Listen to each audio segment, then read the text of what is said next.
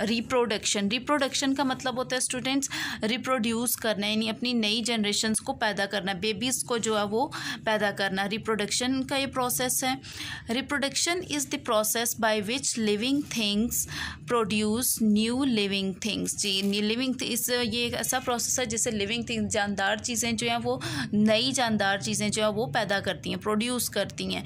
If living things didn't have the ability to reproduce there would be no living things on earth. अगर living things में, जानदारों में ये ability ना होती, यानी रिप्रोड्यूस करने की एबिलिटी ना होती, तो अब वो कह रहे हैं कि हमारी जो अर्थ है यहाँ पर कोई भी लिविंग ऑर्गेनिज्म मौजूद ना होता। जाहिर सी बात है, अगर नई जनरेशन्स जो है वो नहीं आएंगी, बेबीज़ नहीं पैदा होंगे, तो फिर वो वहीं पे ख़त्म हो जाएंगी स्पीशीज़, तो इसलिए फिर अर्थ पे कोई भी लिविंग थिंग नहीं होगी। Most animal reproduction requires a male and a female of the same species. The male fertilizes an egg that is produced by the female. Fertilize means to bring life to something. जी, reproduction के लिए जो है animals में जो है reproduction के लिए क्या चीज़ रिक्वायर है? Male and female of same species, यानी उसी स्पीशी के मेल, ठीक है, और फीमेल जो है, ये दो ऑर्गेनिज्म जो है रिक्वायर होते हैं। मेल जो है वो क्या करता है, वो जो एग, फीमेल एग देती है उसको फर्टिलाइज़ करता है, ठीक है। फर्टिलाइज़ का मतलब होता है अंडों को सीना, यानी उसमें लाइफ, ज़िंदगी आ जाए, पैदा हो जाना, ठीक है। To bring life to something, यानी उस एग को इस काबिल बनाना कि उसमें से जो है न्यू लाइफ, जो बेबी है वो बॉर्न हो जाए। With some animals, the female lays the egg outside her body and the male then fertilizes it.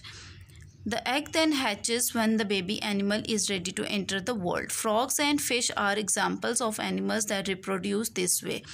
अच्छा, कुछ जो एनिमल्स होते हैं, कुछ जो जानवर होते हैं, उसमें क्या होता है कि फ़ीमेल जो होती है, ठीक है, फ़ीमेल क्या करती है कि अपनी बॉडी से बाहर एक एग देती है, ठीक है, अंडा देती है, और फिर मेल जो है उसको फर्टिलाइज़ करते हैं, और फिर फर्टिलाइजेशन के बाद क्या होता है कि वो अंडा टूटता है और बेबी जो है वो मतलब जब बेबी की अंडे के अंदर मुकम्मल ग्रोथ हो जाती है तो बेबी जो है वो बाहर आ जाता है, अंडा टूटता है और बेबी जो है वो बाहर आ जाते हैं। फ्रॉग्स और फिशेस जो हैं वो इस तरीके से रिप्रोड्यूस करते हैं, okay.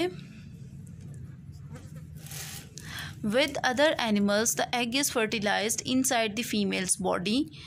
The baby animal comes out of the female when it is ready to enter the world. Animals that reproduce in this way are called mammals. जी, अब हम देखेंगे मैमल्स वो होते हैं, एनिमल्स की एक कैटेगरी है, ठीक है।